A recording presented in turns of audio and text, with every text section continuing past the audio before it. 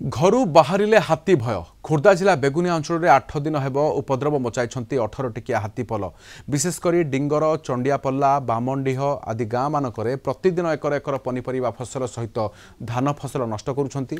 संध्या हेले रास्ताघाट में जावाक डरुछंती लोके। हाथी मनीष लड़े गोटे हाथीर विद्युत आघात में मृत्यु मध्य हेलानी। अन्यपटे हाथीपलक भितर गोटे छुआ हाथी असुस्थ हो पड़िथिबा सूचना मिलुवा बेले वास्तव में केतोटी हाथी अछंती वन विभाग स्पष्ट करि पारुनी। राति हेले विद्युत काट करा जाउछि। सेपटे वन विभाग पेट्रोलिंग छड़ा हाथीगुड़ी को स्थानांतर पाई कौनसी पदक्षेप ग्रहण करूना।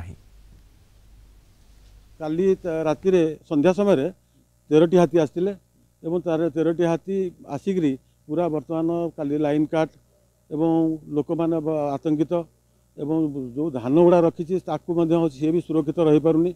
जो मैंने दुआरे रखी धान गुड़ाक खाई नष्ट कर घर द्वार भी नष्ट कर तेणु से प्रशासन टी तत्पर होगा दरकार नचेत ए धन जीवन सबू नष्ट होगी।